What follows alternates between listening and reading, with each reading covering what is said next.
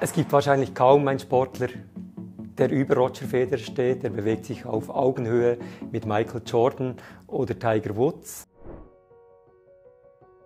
Roger Federer hat im Tennis so ziemlich alles gewonnen, was man gewinnen kann.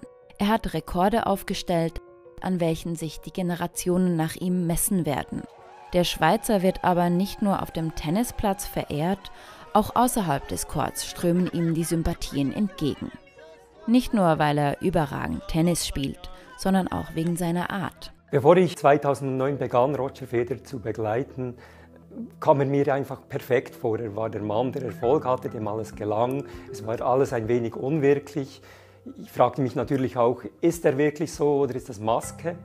Dann lernte ich ihn kennen und ich merkte sehr schnell, dass das nicht antrainiert ist und er das nicht einfach macht, um gut in der Öffentlichkeit dazustehen. Das hat er auch nicht nötig.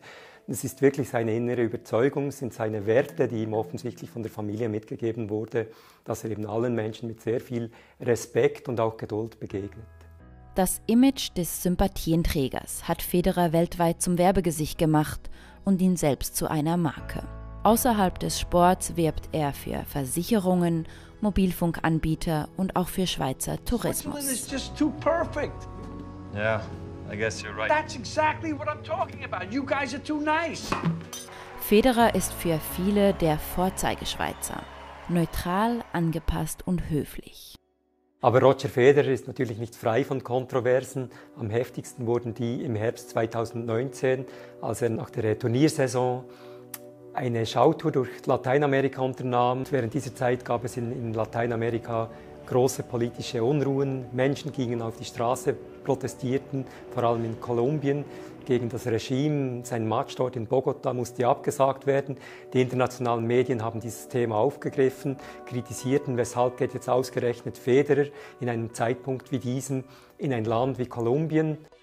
Er hat nie wirklich Stellung zu dem genommen. Er hat gesagt, er wolle seinen Fans in Mittel- und Südamerika etwas zurückgeben.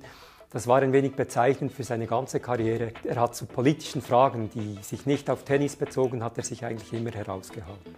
Heute äußern sich viele Sportlerinnen und Sportler zu politischen Diskussionen. Yes, we play sports. Yes, we play soccer. But we're so much more than that. Federer entspricht also in diesem Punkt nicht gerade dem Zeitgeist. Doch seine apolitische Haltung wurde ihm kaum vorgeworfen.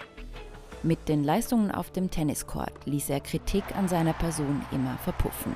Die Faszination von Roger Federer macht aus, dass er in all dem Erfolg, den er hat und der Größe, die er erreicht hat, auch heute noch sehr einfach geblieben ist. Er bewegt sich heute auf Augenhöhe mit Staatsmännern und trotzdem gibt er jedem Einzelnen das Gefühl, wichtig zu sein.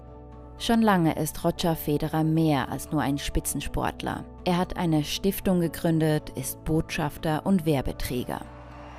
Und damit ist klar, er wird auch nach dem Rücktritt nicht aus der Öffentlichkeit verschwinden. Federer hat seine Karriere nach der Karriere bereits aufgebaut.